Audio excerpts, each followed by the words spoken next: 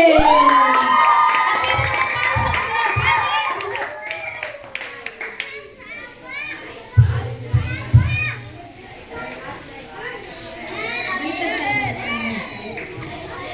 ayan. So dito tayo sa kapiling panig. Makikita natin na matatagpuan, masasaksihan at mapapakinggan ang nasa letrang I. Dito sa kapiling panig, mula pa sa lugar ng Bulihan 13. Bulihan 13, sasaksihan naman natin ang Israel.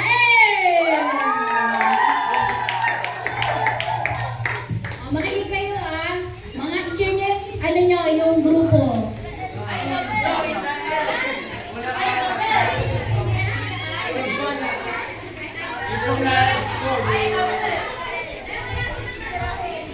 Wala kayo, ano na?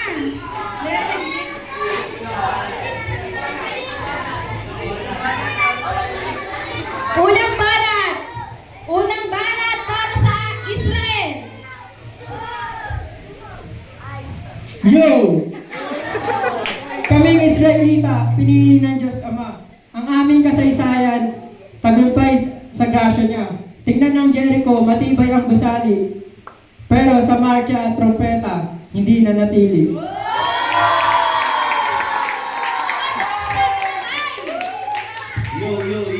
Yo. Paano naman yun nangyari? Maliit na nga yung bayan namin. Pero tinalo pa rin ng inyong army. Anong say mo? Okay pa rin?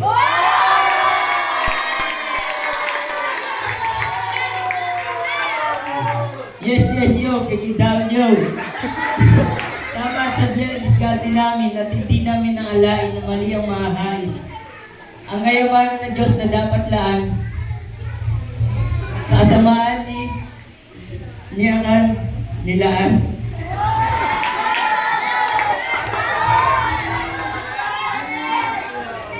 Hindi para perfecto. Ano may ang buti nyo? Wala pinagkaiba. Hindi kabok pa rin kayo.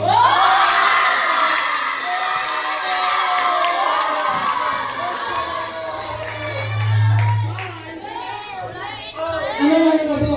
Lahat tayo ay may mali, hindi itatanggi. At kapag Diyos kinalaban, kamatayan ng sukli. Ulit. Kaya kami ginawad pati sa kakampi. Bato'y pinukol hanggang sa may bamundi.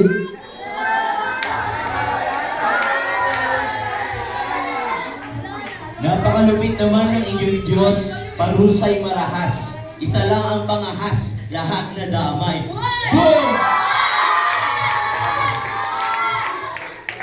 Payag sa kasalanan, tiyak sisingilin. Hindi lamang sarili, pati mahal namin. Ngunit kung magsisisi, salay talikuran, handang patawarin, puso'y babanlawan.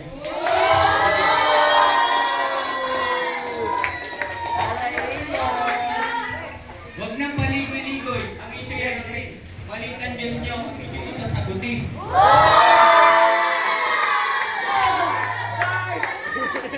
Di sagutin.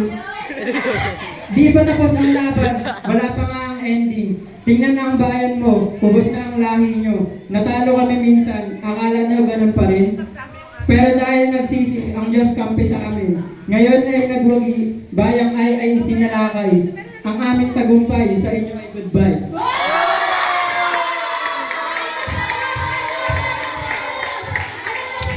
Bye-bye. Masasabi ng ating Morado.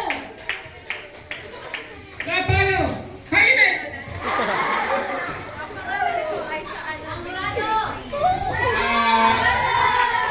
Sa labing buong yun, talagang napakatindi. Bibigay ko yung teka lang, i-komento. Medyo na-choke sila, medyo nagagalaw sila. Pero napakalapit ang gawin ko. Kaya bibigay ko yung boto ko sa Israel!